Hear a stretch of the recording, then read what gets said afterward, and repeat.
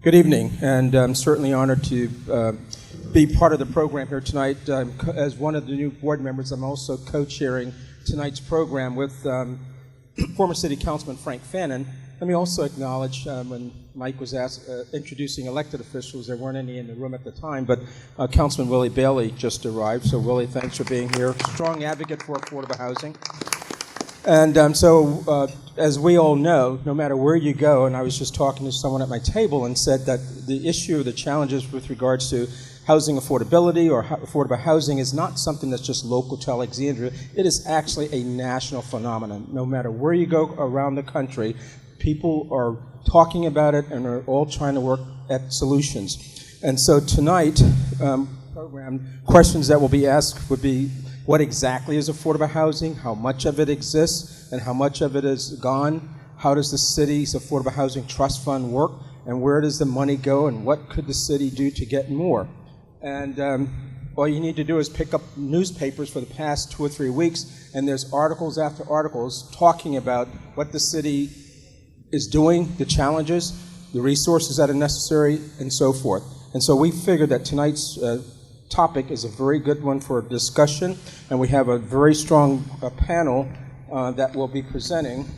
First, we have with us Keith Pettigrew, who is the Chief Executive Officer of the Alexandria Redevelopment and Housing Authority, known as ARHA. Eric Keeler, who's the Deputy Director, Office of Housing, the City of Alexandria.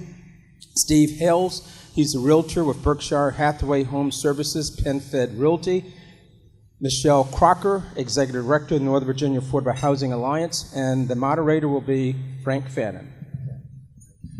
Thank you so much, Bill, and thank all of you for being here tonight. We have a wonderful program in store for you, and we have some of the top minds in the housing industry up here to share their thoughts and visions with you.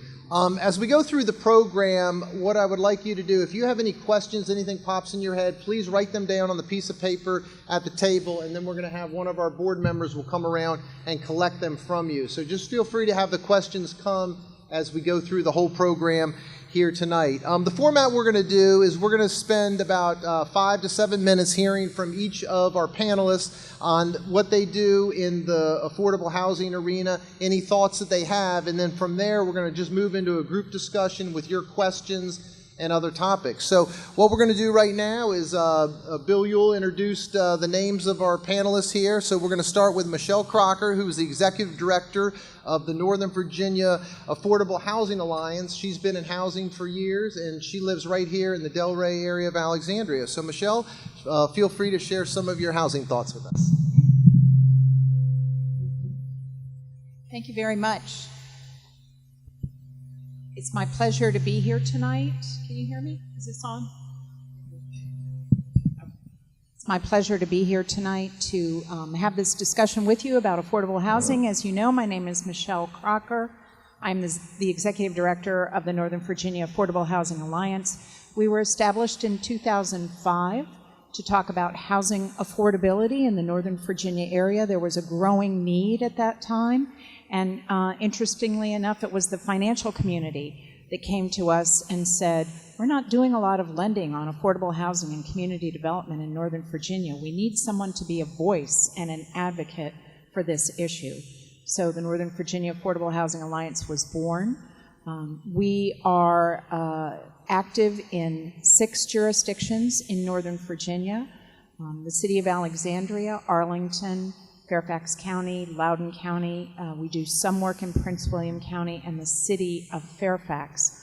Our work involves education and advocacy, both education among communities about the benefits of affordable housing, not just for those who need them, but to the community at large. And I think we'll talk about that a little bit today. What are the other important issues that we face in our community that benefit from a good supply of affordable housing opportunities? We also work at the local level to ensure that local governments provide both the resources, financial resources, and the regulatory environment that supports the preservation of housing and also the production of new housing in our communities.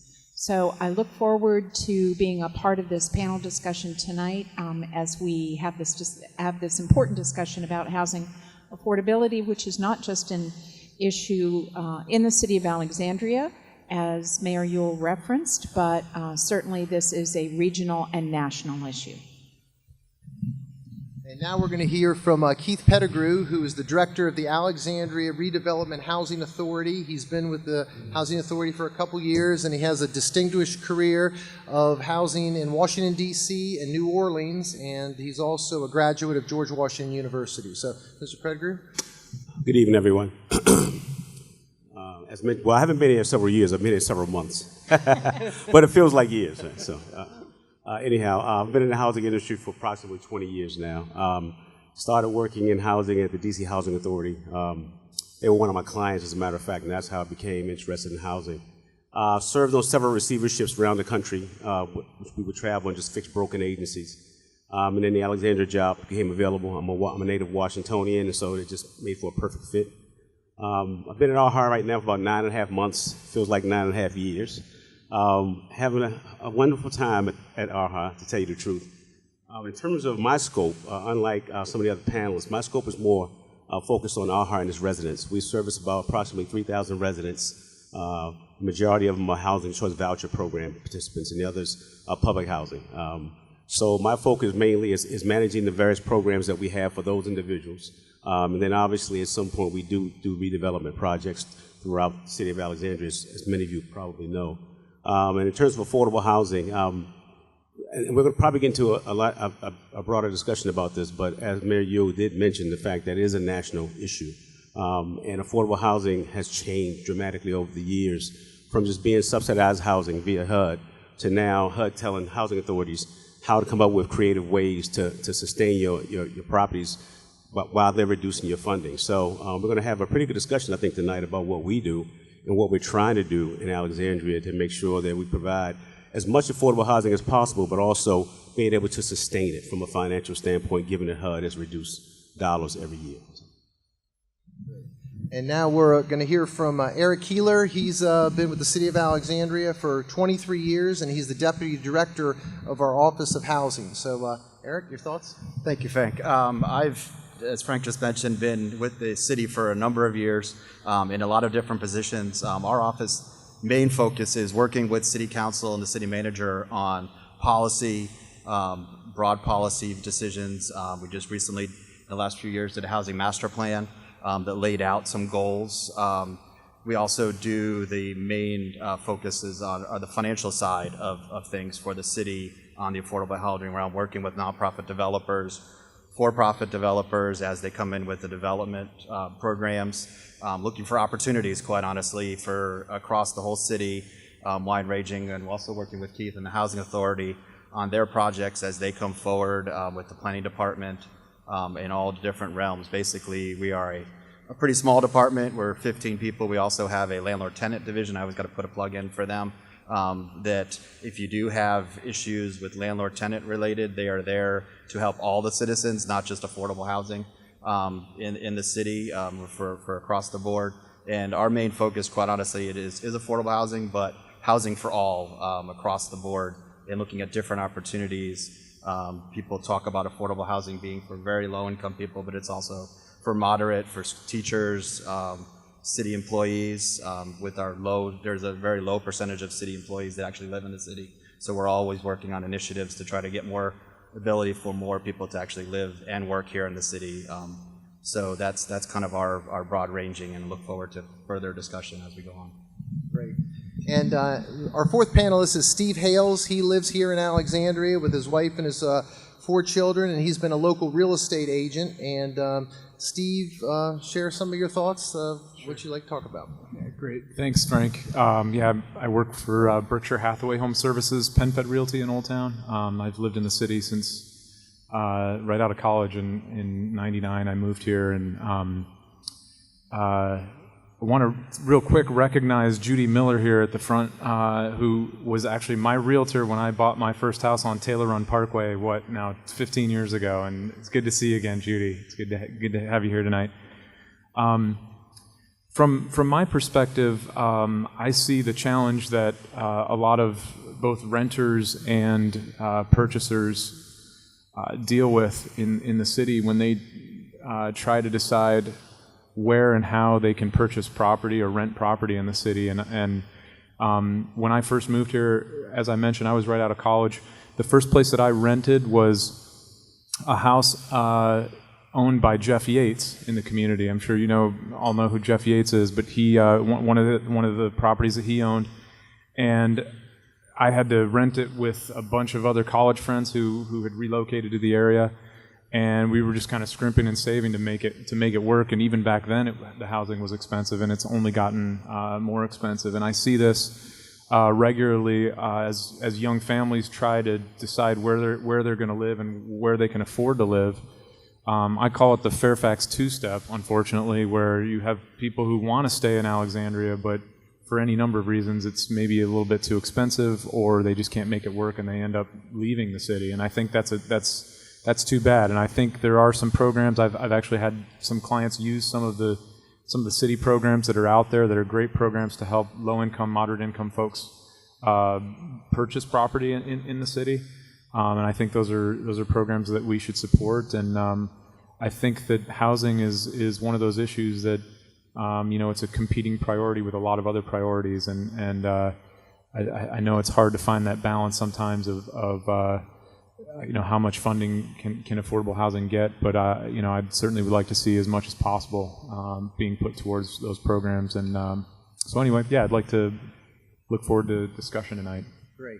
So, Eric, let's just say, for example, give us some samples or ideas of where the city of Alexandria, through the housing program, could help if, say, for example, someone who makes $60,000 to $80,000, right around the average median income, wants to buy a home in Alexandria. What are some of the programs that the city possibly could be able to help that person with that they might not know about? Sure. So we have a couple programs. We have within new developments. As new developments come through the pipeline, we usually ask for set-asides within those projects that would be affordable units, say in a condo project, and we set the caps for the purchase of those at different levels. So example would be a two-bedroom would be $225,000. We would ask a developer to provide a unit at that level, and then we also have down payment assistance. I think that Stephen mentioned, and Frank, you've had clients that have gone through that in the past, where we can provide down payment assistance at anywhere from $20,000 to $50,000 in assistance. And we also work with Virginia Housing Development Authority. They provide lower interest rate mortgages that actually write down a mortgage by a percentage point or so through different products that the city applies on a yearly basis. That we're actually going to be rolling out. So look for a press release in the near future. We were awarded additional money to help people in the next year that we actually doubled the amount of money that we applied for, and we're able to receive that. So we'll be able to help people in the coming years with a few programs with that. So that's on our homeownership side. That's what we try to do in order for people to reduce their mortgage payment. Great. And a follow-up question on that, Eric. When you talk about assistance of $20,000 to $50,000, is that's money that you lend, but it comes back to the city when they sell the property? Right. So it's basically a 99-year loan that goes on the property. So as long as you live in the house, you don't pay anything back to the city. So there's no payments. So that actually reduces what somebody's mortgage. They don't have that burden of paying that. Right. But it's that program, as you mentioned. It actually is a self-sustaining program now. We've been doing it since the 70s. So we have loan repayments that come back, and it's actually something that City Council doesn't have to allocate additional money to on a yearly basis because it is a performing loan process. Right. Because of our portfolio. And it sounds like, that's a fabulous city benefit if people can take advantage of it. How many of those loans do you do a year or lend that type of money? So not a lot right now, 7 to 10 units. We've been, in the past, we've done over 100 at certain times when the market was really hot. But we're looking to actually, in the process of every year we look at our budget and see how we can improve things. That's one of the things that we have done in the last few years is actually working with both Michele and Stephen have served on our Affordable Housing Advisory Committee. So the city works with them and looking at different ways that we might be able to give council a few different ideas of working on these programs. Great. Policy-wise. Now, Mr. Pettigrew, the Alexandria Redevelopment Housing Authority, they're one of the biggest owners of valuable real estate here in the city, and it's very fortunate that you're able to do these private-public partnership deals with different developers. So I remember a few years back, EYA did a development on your site. Can you just explain in simple terms to the audience how something like that comes together? Well, normally what happens is because of the lack of funding from HUD, now you have to come up with creative ways in order to rebuild these developments. And HUD has been moving to what they call a mixed income model, where the public-private partnerships are now front and center in terms of how these developments are redeveloped all around the country. And so what normally happens is, in most cases here, prior to me arriving, most of those properties are tax credit properties, in which you deal with private investors that come in and provide the funding, whether it's gap funding or whether it's the basis of the funding for the development, in order to get it off the ground. And that's normally how you come together with these private-public partnerships. Okay. And talk about, I believe, is it Resolution 830? Is that the term where we have a policy in the city of Alexandria that we have approximately 1,100 public housing units, and then we replace them on a one-for-one basis. So a lot of times, if you go up near the Charles Houston Recreation Center, there's these new townhouses, but also we retain some of the public housing in there. Explain how those units look or work, and because a lot of people don't understand that part. Well, Resolution 830 and also those developments sort of are mutually exclusive. Those developments were done before Resolution 830 became an issue in terms of revisiting it in terms of the one-for-one replacements. My understanding that Resolution 830 was crafted to maintain 1,150 units that were there, and I believe it was 1971. Forgive my memory, but so that was what I told everybody. That's a very noble idea. I've never seen it done before in any city that I've been in. So I think it was a wonderful thing to do. The developments that were developed, whether it be through EYA or some of the other private developers, they did replace one-for-one, but also they're mixed income units. So those units are mixed in with market rate units. And one of the things you want to do with public housing is to try to take off the stigma of people being in public housing in general. And so mixed income models are very popular right now because it allows our residents to blend in with other residents without the stigma of being a public housing recipient. Okay, well, thank you. Thank you. Now, Michele, you've been the executive director for the Northern Virginia Affordable Housing Alliance for years, and over the last 18 years, there's just been a tremendous amount of affordable housing units lost here in Alexandria and the region. And just tell us a little bit about some of the biggest challenges that you see, but more importantly, what are some of the solutions that your organization advocates for to keep affordable housing in the area? I think one of the biggest challenges is people don't make enough money to afford housing. We can look at, over a period of the last 40 years, wages have not kept pace with the cost of housing. At the same time, we have not built enough housing to the level that we need. So this has created a perfect storm of not enough housing and a crisis in affordability. As mentioned, we see this all over the region, not just here in the city of Alexandria. And Alexandria is particularly challenged because of its size and because of some other assets that we want to protect, like our historic areas. So some of the solutions to address this is how do we create, quote unquote, more land? How do we co-locate housing with other facilities? There have been some great examples here in the city where houses of worship have partnered with nonprofit developers to create housing on their site. It's part of their mission, and it's fulfilling a tremendous need. We also have seen examples in the city where public facilities have created housing, and so we have the very famous and wonderful station at Potomac Yards, which is a fire station with 64 units of affordable housing built above it. So these are some ways that we create new land. We also have the opportunity, what many jurisdictions are looking at now, is this vacant and underutilized commercial office space. And I believe here in Alexandria, one of those buildings was purchased to create a new school.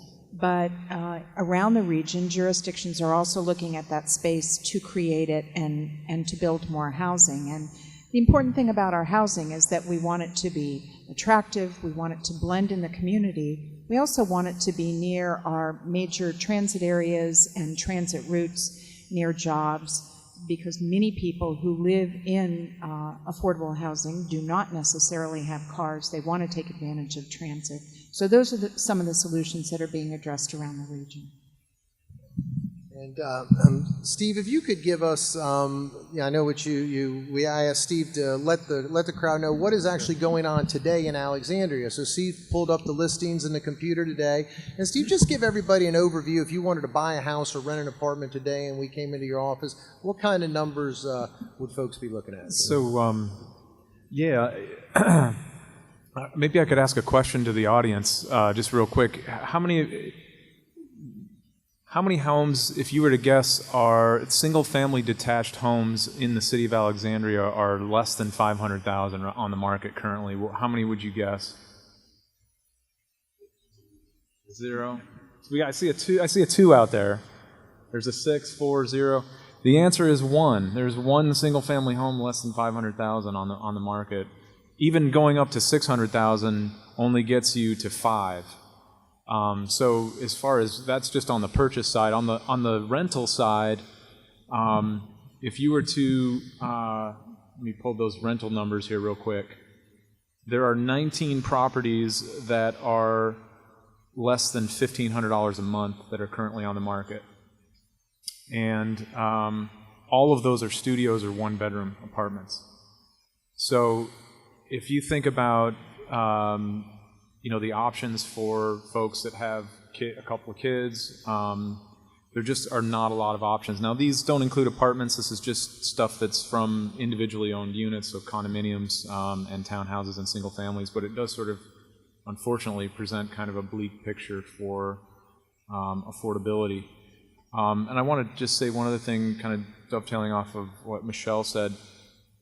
One of the things that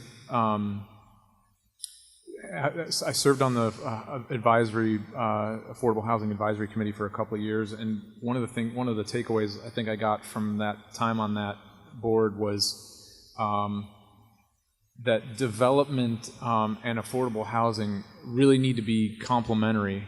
I think there's a tendency, especially in an election year this year, that the development is sort of looked at as a negative.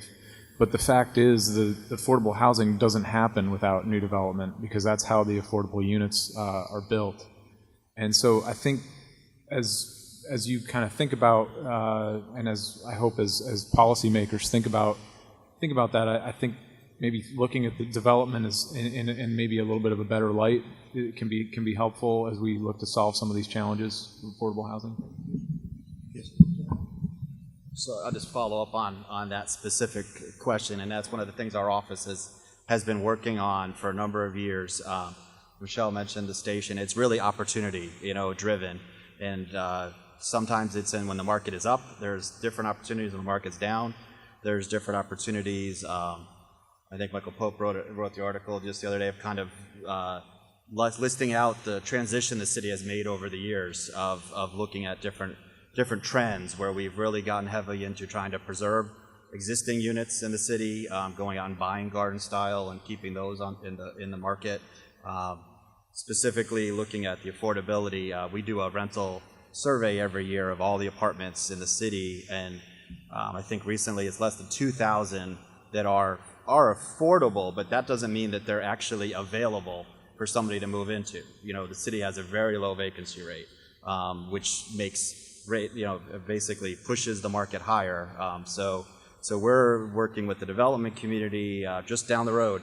I was actually just in a meeting this afternoon. Gateway at King and Beauregard, there's going to be an affordable housing project that's going to be built as part of that Harris Teeter and commercial.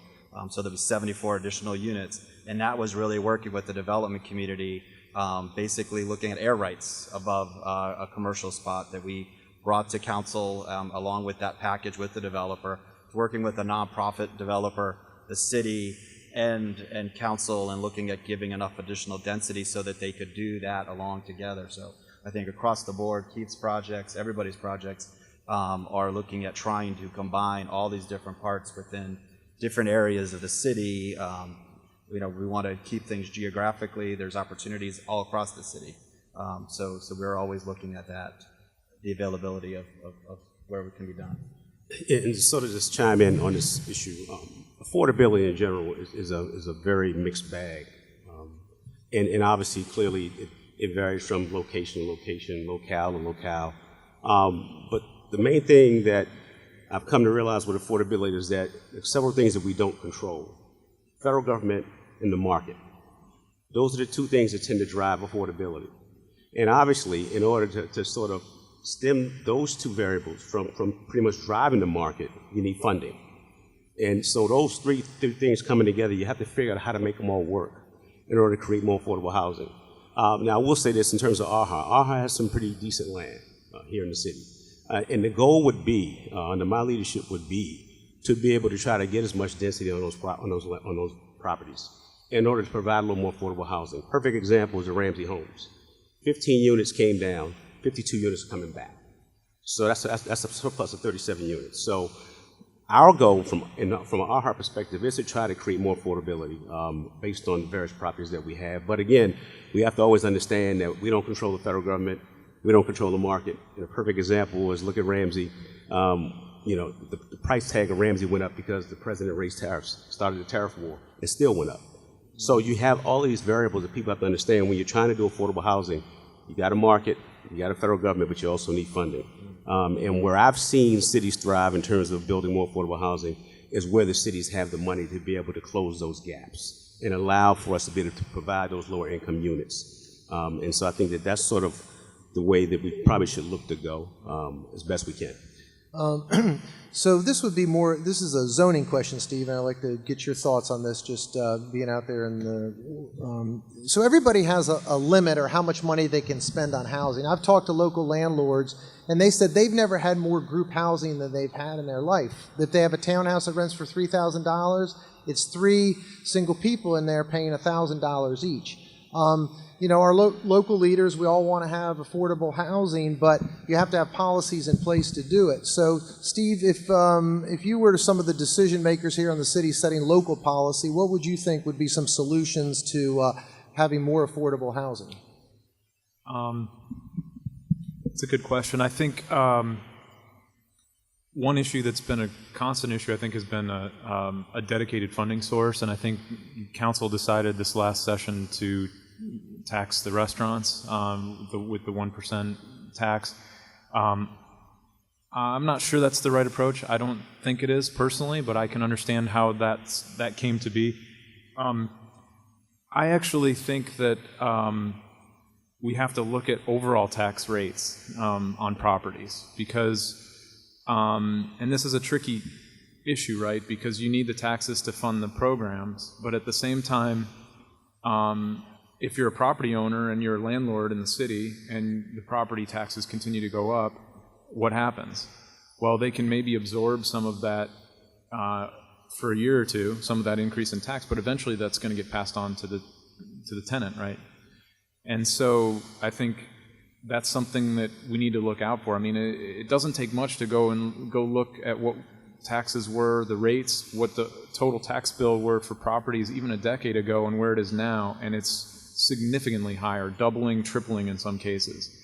So I think that eventually trickles down to what tenants are paying for properties. So that's one thing.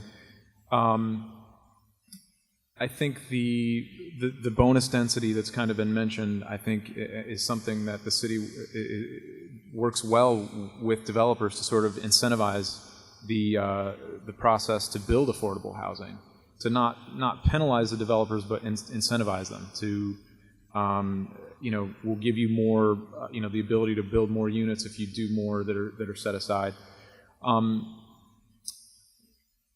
I want to say one other thing. I printed off a found something that's I think is kind of interesting. This is called the Housing Development Toolkit. This was from the Obama administration, September 2016,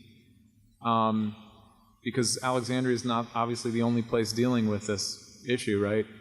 And this toolkit is actually made for cities and localities, and it's how cities can basically work to provide more affordable housing. And there's several things in here. There's kind of 10 takeaways, and I'm not going to list all 10 of them. The city's doing a pretty good job on about half of them. But there are a couple things that I think they could be doing that are mentioned in here that they're not doing. And they may be fairly controversial because people don't like change. But one of those things that I think we should be really looking at are what are called accessory dwelling units, or ADUs. You might hear that phrase. And I'm already seeing people shake their head. But I view that as something that an accessory dwelling unit would basically be for someone in Del Rey that has a detached garage in the back, the option to be able to finish that garage and use that as a rentable space, whether that's for a family member, maybe their parents are coming to move in with them, they don't have room in their house, it allows them to have a finishable space on their property. That's something that's, some people are not going to like that. But I think if we're serious about providing housing that is maybe more market-driven, because this would be people spending their own money to do these things, to finish that garage, rather than relying on funding from some other source. It's the people themselves doing it. I think this is something that, especially in our area, that we should be considering. So those are just a couple of ideas. Great. Thank you, Steve. And Michele, you've dealt with lots of different municipalities, and give us any specifics that you think some municipalities have done that we should copy here in Alexandria, whether it's micro units or anything else you've seen out there. Well, Steve just mentioned one, and that's accessory dwelling units that Arlington has struggled with for a long time, especially around issues of additional parking that would happen in neighborhoods. But there is this recognition that we need to look at what the objections are and begin to tackle them. And so that's one issue that has come up. Reducing parking. That's a huge cost for developers to create underground parking. And as we become an area that is more transit-oriented, and as we look at auto use, is there an ability to reduce that potentially $50,000 an underground space cost that a developer has to provide, and use that funding to create more affordable units? Increasing density has been raised, and again, I think City Council has been really thoughtful in where are the places in the city where it is appropriate to really incentivize developers to create affordable units, and the density they've been given has been commensurate with what they would need. I think it's important to note that there's a huge need for affordable housing, not just among low-income people. We are seeing middle-income people really struggling for housing. So this idea or this notion that this is for people who are on welfare or who are not working is not true. Increasingly, our population, we have a greater percentage of our population that needs affordable housing, and so we want people who work in our community to have the opportunity to live in our community. So we need to figure out how to address this issue, and more we're going to have to be creative with our solutions. Lots of great questions have just showed up here. So let me start. Eric, this would probably be directed to you. What's the best way for citizens to find out info about these programs, on what they can qualify? And someone said, I even heard the city will give me up to $60,000 free money to fix my house up. So sure, that is absolutely true. If you are income qualified, we have a home rehab program that is really aimed to keep Alexandrians in Alexandria. I was actually one of the first, I ran that for a couple of years as one of my other jobs with the city, and that really is geared towards low income, a lot of elderly, where we go in and do accessibility improvements. So our office, everything you can find on alexandriava.gov/housing. All of those programs are listed there. I think one of the things we've tried to do recently is do a lot of publications. They're on there. There's a publication piece. One of our pieces is just education also about what's going on in Alexandria, where we've been, where we're going, programs. But that is one of our again historical programs. Again, it's been in the books since the 70s and actually runs pretty much off of it was started as a federal program. The home rehab program uses federal dollars, which are, as Keith was mentioning, are shrinking. But you repay that loan when you move out of your house. Do you know approximately what the income cap is? That a 60,000 or 40,000? So if a family of 4, it would be around 60 to 70,000. Okay. But a single person, 40 or 50. Typically, the people that we help are people that are making, on Social Security. They may have paid off their house, but literally they're just trying to pay. They may be. We advertise a lot to the city has a for elderly real estate abatement program. So we work with them with that program to advertise it. Like I mentioned, really it allows. We don't want Alexandrians to have to move out of the city just because they can't afford to stay and do the maintenance on their house. So that's really the key. And that is across the whole city. So it doesn't matter where you live. Now, when you do a tax abatement, so say their market rate taxes should be $6,000 a year and they're at an income level and they don't pay that. Does that money get deferred, and when their estate sells the property, the city gets it back, or is that sometimes the taxes are just forgiven and that's money the city doesn't get? I think there's different levels based on I haven't looked at the program specifically recently, but depending on your income, some of it is a complete abatement, and some of it is a deferral, depending on that. And Michele, this one, someone says, why is it necessary to use public monies to build affordable housing? Why don't people just go live where they can afford to live? I have a whole sheet in front of me that says, why invest in affordable housing? And I think this gets to the issue of, I'll speak about one of the most important issues. Our business community, especially our small business community that doesn't pay a lot for their staff. And in Alexandria, let's talk about the hospitality and retail industry, which is so important to the city. It is really critical for them to have employees that can live in or near the city. Their incomes are usually low to moderate, and as you've heard from Steve, what the costs are, and this is a real problem because if you're commuting in from Manassas or Fredericksburg or even further west or south, you may decide one day that little shop that's opened up the street would be just great to work at, and you don't need to commute all the way to Alexandria any longer. I have a handout over on the table here that talks about housing. It's about the people, not the units, and they're little vignettes about people who need affordable housing. Everything from, again, small businesses, from our public employees, from veterans, senior citizens who are on fixed income.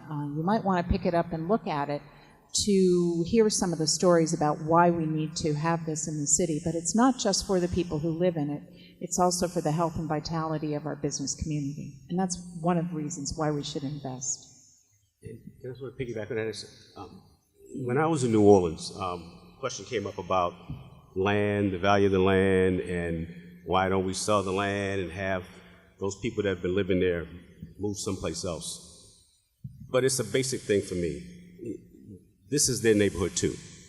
And whatever we can do to help them come back to their neighborhood, we should. So I understand when people ask about public funds and why not people move to places where they can obviously live. And a lot of people do. But also you got to understand something. It's their neighborhood too. And they should have a right to come back. And if we can figure out a way to fund it and to bring them back to the neighborhood, we should always do that. So. Eric, so one of the questions is, how much is the city have in their annual budget for these housing programs? And also, how much is in the Housing Trust Fund? So as was mentioned earlier, the 1% on the meals tax raises about a little under $5 million is projected. It'll really depend on how many meals are I know everybody came to dinner here, but go out and eat at the Alexandria resident local restaurants, and you'll be contributing to affordable housing.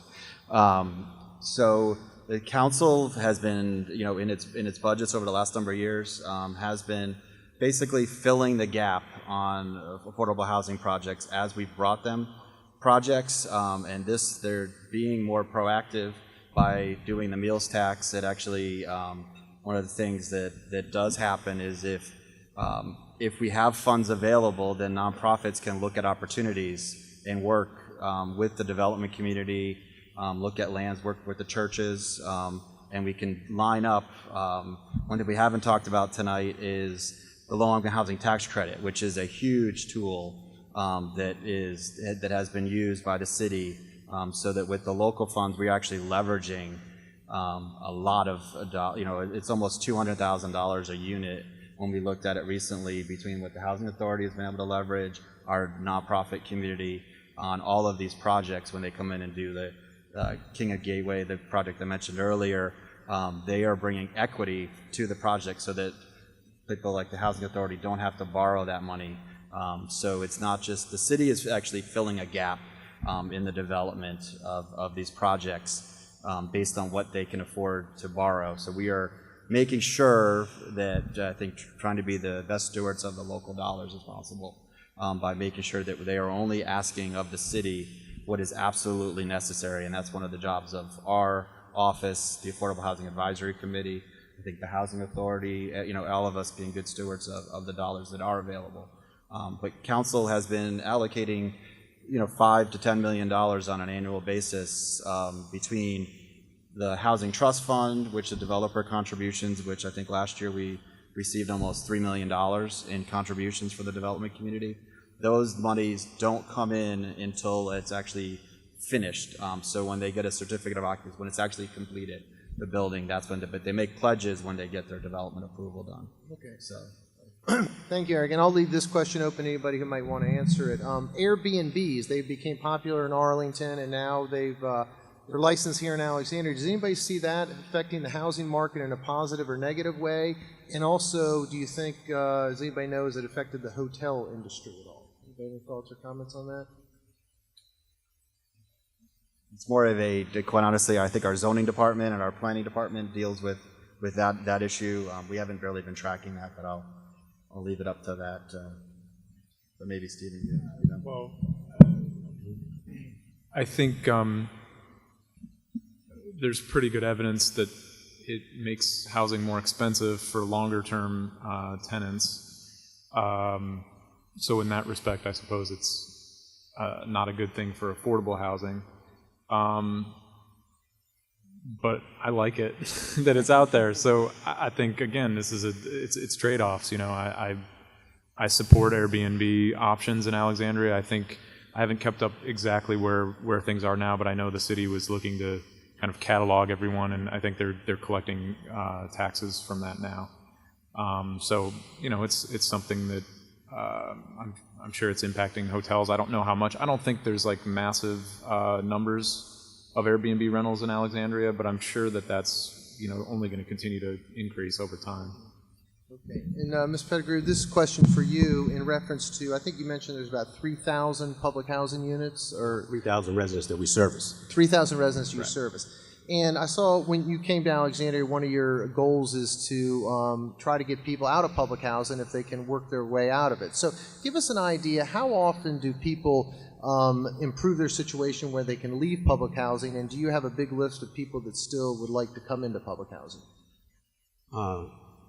So let's start with the second one first. Okay. Yes, we do have a big list. We have several wait lists, as a matter of fact, with thousands of individuals waiting for housing through AHA. So in terms of people becoming self-sufficient, there are two specific programs that HUD mandates that we've received grants for. One is the Ross grant, which is the Resident Orientation Support Services grant, and one is the FSS grant, Family Self-Sufficiency grant.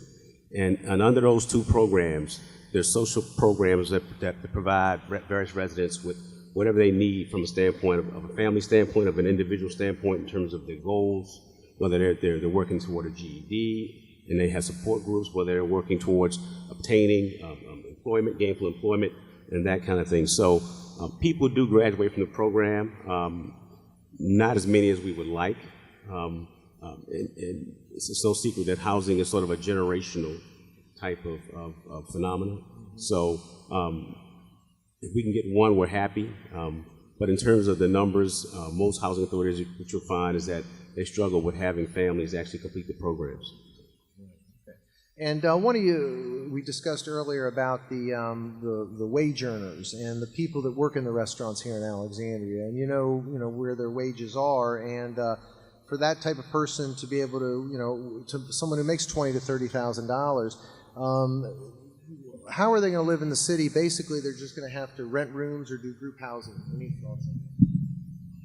That's exactly right. We know that some of the people who work in the hospitality industry live in public housing because their wages are so low. And this is a problem when you talk to the small business community, the business community, but especially small businesses. How do they continue to recruit and retain their workforce? Because it is expensive to constantly retrain people.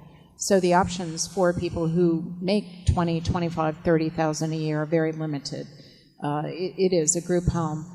We don't have very many very small micro units in the city, and I know that's something that the Office of Housing has looked at. Apparently the development community doesn't think there's a market yet for that here in the city, but I would say that our population is changing. We have more single-person households, and there are many people who might be interested in just having a small, affordable unit to live in that is not that is even less than a studio. Some of these micro units are anywhere from 300 to 500 square feet. They're not very big, but some of them are very cleverly designed and work well for single working people who do not make a lot of money. So there's a pretty pointed question here, and I'll even try to answer this one. It says, why is there no voice on the panel against affordable housing? Okay, so the topic of our conversation is affordable housing. Affordable for who? So is there anybody in this room, no matter what your income is or what your bracket is, that you wouldn't want to have access to affordable housing?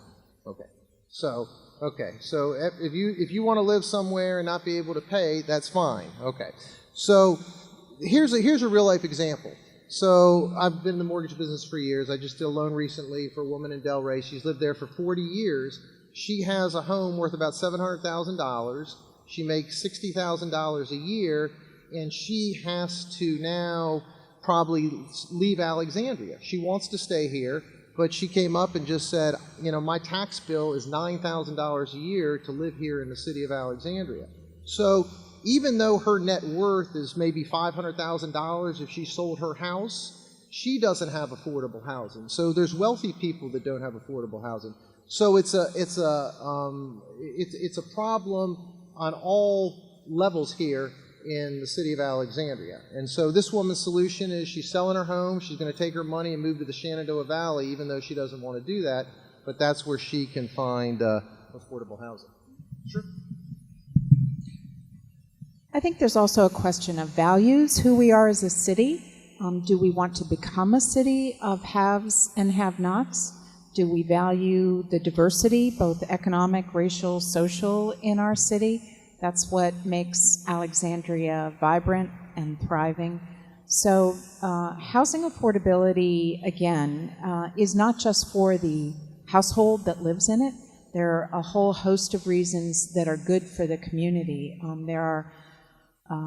There's a mountain of study and statistics about a child's educational outcomes when they live in stable, affordable housing. There are mountains of studies about the value to our transportation system when we have housing for the workforce near our transit areas. So there are lots of good reasons. There are lots of community benefits that happen when we have housing choices in the community. Given the very small footprint, I have a lot of questions about this. How much more development can this city take? So if any of you have any thoughts or answers on this, feel free to chime in here. But given the small footprint that Alexandria has compared to larger municipalities in Northern Virginia, We already seem very overcrowded here. We only have one high school in the city. Now we're probably going to have to build two. And the more and more people that come into this city, the more and more cost it's going to be for the homeowners that are currently here. My tax bill keeps going up, and I don't get anything from the city except an ambulance if I need it and the police if I need it. So help me understand this. You want to touch that or talk about that? Or Steve, any thoughts on that? How much more development can this city take? Anybody? I think that that's a fair question. I think the are there limits? Yeah, there probably are limits. I think what makes sense to me is to put the density in near areas that can handle it. So if this Potomac Yard metro ends up happening, that seems to me to be a good place to put some high density, as well as on other transit corridors. But I think that's a fair point. I think there's that's a challenge that I think we have to confront, and it's going to be a challenge moving forward. I mean, I don't have the answer to that question. I generally am in favor of more development, but certainly there are arguments against that, and I understand those. But I think that if we're going to continue to, I also think we have to be careful, because it's not like we can just sort of shut out development either. That things need to be improved or redeveloped or repurposed. That's just a fact of life in a metro area. And I think to artificially stop development, I'm just not sure that's feasible or even possible. Speaking as the actual city person on the panel, it is something that's addressed through the small area planning process with council and the citizens. I think hope that people see that the city is very open through that process and looks for citizen input. I think we've looked at the transit corridors in the city as where the opportunity areas are, and I think council has laid out some of that policy very well in the last few years, looking at Eisenhower East and Eisenhower West, the Braddock metro area, and Potomac Yard, all as opportunity areas for additional density. But that is laid out in a very open process. I mean, I don't think anybody that works for the city or is a resident can't say that there isn't opportunities, even if you're for or against, to let council know, let the planning department know, let our office know what you think about development coming. The Beauregard corridor alone is, we're looking at bus rapid transit in areas, so trying to move people so that hopefully there's lots of different opportunities for where planning ahead for schools and transit and everything along the way. So it's not just when a developer comes in and asks for it, it's actually laid out in that small area plan process that this is where the city can absorb some of that extra density. And sort of piggyback on the discussion here. The one thing I've noticed in the various cities that I've had an opportunity to work in is the growth of the tax base. And one of the things that I sort of inquired about when I first got here was how would Alexandria expand their tax base, because that tends to lead toward more affordable housing because it's more dollars. And so it sounds like it's more like a double-edged sword. It's like on the one hand, people don't want more development, but the reality is more development is probably what's going to be able to ease the tax burden a little bit and maybe provide some funding for affordable housing. So I've seen that work both in Washington, D.C., where I'm born and raised, but also in New Orleans. Just very quickly, I think we have to realize again that we're part of a larger region, and growth is coming, whether we want it to come or not. So I think our challenge is to manage it and to address the very real concerns that we have about our capacity for schools and for transportation. We will either have overcrowding or we will have a managed and functional city, but it is coming, and we cannot close down the walls around us as the rest of the Washington region grows and develops. Can I add one more thing? Sorry, real quick. Just painting the alternative scenario, okay? I grew up in upstate New York, in Binghamton, New York is where I'm from. Binghamton, New York has 150,000 residents. In 1980, Binghamton, New York had 300,000 residents. Every time I go, my dad worked for IBM for 30 years. There was a big IBM presence there. Every time I go home to visit friends or family that are there, it's depressing. It's an area that is completely like fallen off the grid. There's no development. There's nothing going on there. When I see cranes everywhere on the skyline, to me that's a happy thing. That's a good thing. Change is good. Growth is good. The alternative of, I went to where my dad used to work. The IBM plant is vacant. There's nothing there. Blocks and blocks of buildings where there's nothing happening. I mean, to me, that's depressing. Like, I see the growth as an opportunity. It's something that's positive. We shouldn't be afraid of it. We don't necessarily. There could be negative aspects to it as well, but overall, I just see it as if it's planned out properly, that it's a good thing. Michele, one thing we had talked about at dinner was this opportunity that the HQ2 might come to our neighborhood, bringing 50,000 jobs. Has your organization started talking about what that would mean to our housing situation here? People who are involved in affordable housing have got a real shot in the arm in the last 6 months with all the buzz about where the Amazon 2 headquarters will locate. And while many people, there's divergent opinions, as you might imagine, about whether this would be a good thing or not for the region in terms of the jobs and the growth it would bring. It would also put pressure on the housing market. So I think the question for a lot of people, because we really don't know the incentive packages that local governments have offered anywhere, the question for a lot of people is, what sort of community benefits, in effect, could we negotiate with a potential Amazon HQ2 that would support housing affordability, that would build up our trust funds, that would give us the gap financing that we need to make sure that we would have housing to accommodate that growing workforce. Those 50,000 jobs will not come on day one. They will come over time. But wherever this headquarters might land, if it's in our region, we do hope that there will be some thought with local governments as to how we can work with Amazon to create some community benefits. And I just want to mention one thing. I know that maybe many of you have heard of the Washington Regional Partnership. It was a partnership that was formed in January. It's a mega group of important CEOs from the Ted Leonsis of the world on down who are looking at our region from Baltimore to Richmond.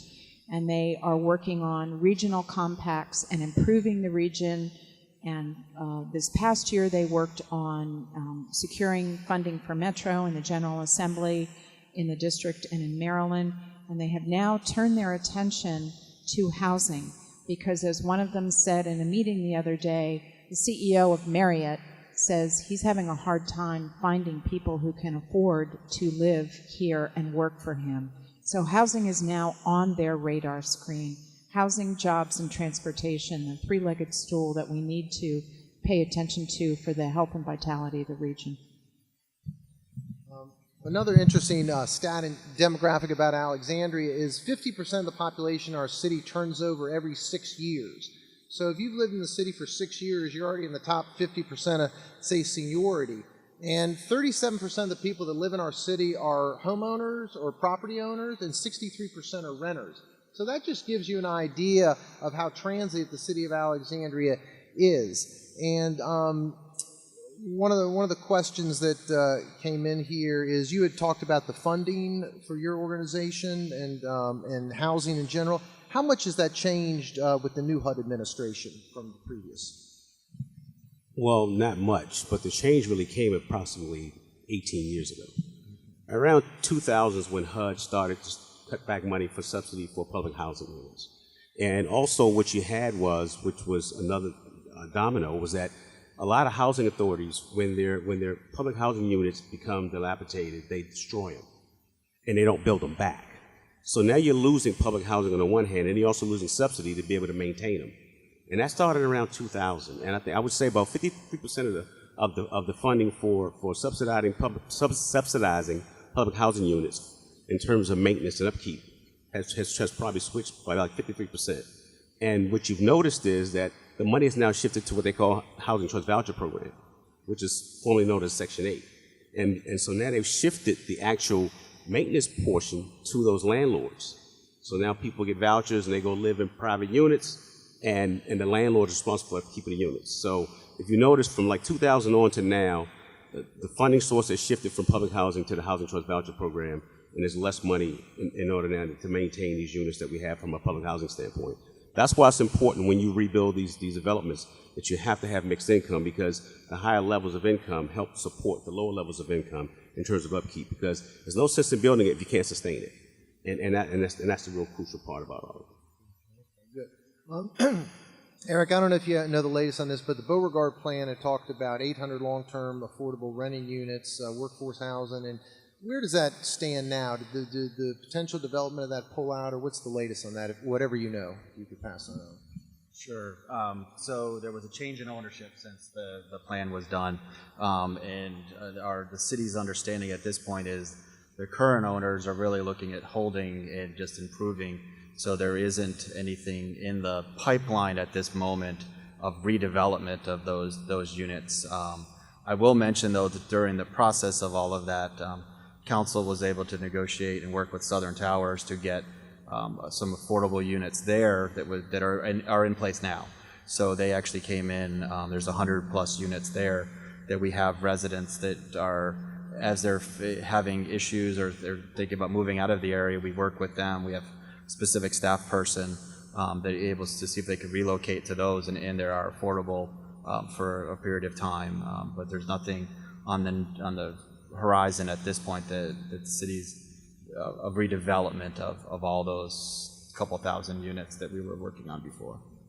And one of the things that everybody needs to keep in mind is that there's no rent control in Virginia. So if you know folks in New York or different states where there's rent control, it's the landlord, if he wants to take your rent up $1,000 the next year, he can do that. So that also is a state law that's most likely not going to change, but that's also something that affects some of the affordable housing here in Alexandria. We're down to about our final 8 to 10 minutes here, so any of you that have any thoughts in your head that you'd like to express to the crowd before we wrap up, feel free to do that. And Eric, one other question for you. You said that about 7 to 10 loans for affordable housing are made every year. Do you have a lot of applications that get turned down, or you just don't have the money to fund these? So what happened was, a number of years, because of financial constraints, we actually kind of downsized the home ownership assistance program. We have a program called NSP, Neighborhood Stabilization, where we work with units that might be on short sale. So we do have Rebuild Together Alexandria goes in, and with the city program, they revolve funds. They actually go and buy units, and then we, through our program, they rehab it, and then we get a low-income person into that.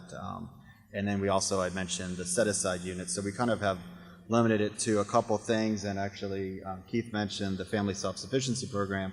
Over the years, our office has worked with ARHA and Keith's group to take public housing residents and Section 8 residents and turn them into homeowners, so that it's really the people that are ready to be able to move in. And we've kind of make sure that we have enough money that if Keith does have somebody that's coming out of that family self-sufficiency, that we can help that specific. We kind of have been in more of a targeted, I guess, audience in our homeownership program, so to move people out of other units that might be affordable and into the homeownership realm. So it's kind of been geared towards that. So I don't think we've actually turned anybody down, but it's just kind of keeping it in a manageable, based on the financial funds that we have on an annual basis. Great. And then I got another question for you here, Eric. The Alfred Street Baptist Church is talking about doing a major renovation project and adding more density to that area. If you could just talk for a minute about the status and what you know on that. Sure.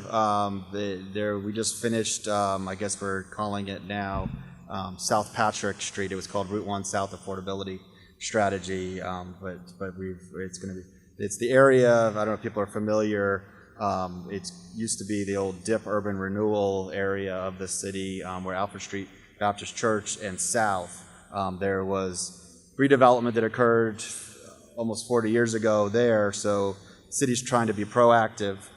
Again, we talk about the loss of affordable housing. There's project-based Section 8, which is a deep affordability that allows somebody to stay in the city of Alexandria. There's over 200 units that are there, so we've actually worked with the developer. The church owns some of the property, and then there's another group out of New York that actually owns another portion of it. And part of the preservation activity was to put additional density on those so that they can come back with minimal city funding, basically. So that was the big negotiation there. And what's the approximate timetable on when we might see construction? Has this been approved by the city council? So the city council approved a small area plan. I talked about that earlier, in order to allow now. It gives basically the development community the knowledge that, you know what, if you bring project forward, you can follow these guidelines, and that's what small area plans really do. So in the next year or so, we will actually see some development plans that still have to come in. The actual units and the buildings still have to come through an additional development review process and be presented to council. So it's a 5 to 10 year of actually units coming online. So it'll be a phased proposal there, so it doesn't impact the residents all at once. Great. Okay, well, as we wrap up the program here, we'll just go around the table, and any final thoughts that you'd like to tell us, that would be wonderful. Michelle, we'll start with you and just move away around the table, and then we'll end the meeting.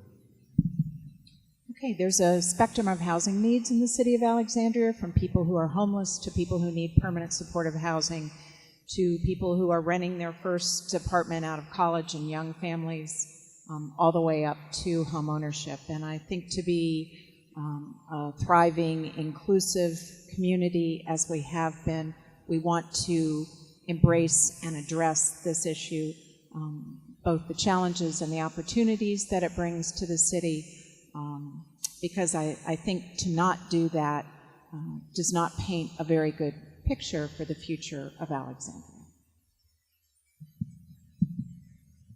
Affordable housing is the mission of ARHA, and under my leadership, the goal is to increase affordable housing. ARHA owns some very significant land in this town, and whatever we can do to increase affordable housing in Alexandria, we're going to do it. And I think Ramsey Homes is an example again where we've increased that by 37 units. And given the property that we have, we're committed to working with the city and with any private partners to make sure that we can increase affordable housing. I guess I'll piggyback a little bit on the housing development toolkit that was mentioned earlier.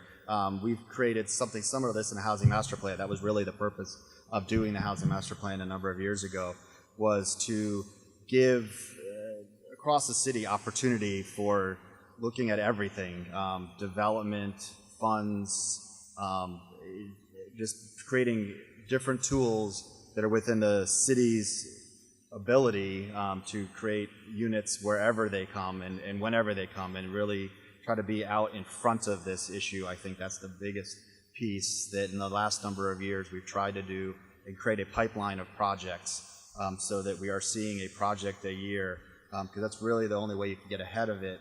Is for a lot of years we didn't do a lot of affordable housing new development, but if we have projects coming on and work with the nonprofits, the housing authority, we can actually secure units that are affordable forever, really, because the development community will give us units for a certain period of time, but the nonprofit, it's their mission, it's the housing authority's mission to produce and keep things affordable for forever for the residents of Alexandria. So that's really one of our big pushes to come forward. Well, thanks for having us tonight, and I think having a good discussion. I think my, I guess, final thoughts would just be, I kind of said it before, but just I think that the idea that I see a lot of the arguments in the city about development, and development as a four-letter word, and I think I'd like to kind of rethink that it doesn't have to be that, and that as we continue to sort of use the public-private partnerships and look at ways that we can improve those and enhance those to provide housing for not just the most poor, but I think also our workforce and kind of middle income folks that are really struggling, because I think sometimes they're the ones who get left out of this conversation. That I hope we can come up with some solutions that work for everybody. So great. All right. Well, once again, I'd like to thank Steve, Eric, Keith, and Michelle for being on the panel. I think it was a fabulous discussion tonight. Let's give them a round of applause. And I'd also like to thank my co-chair, Mayor Yule, for the program tonight, and Mike Pope, thanks for your leadership, and we look forward to seeing all of you October 22nd in Old Town for the next meeting, the return of the electeds. So everybody have a great night. Thank you.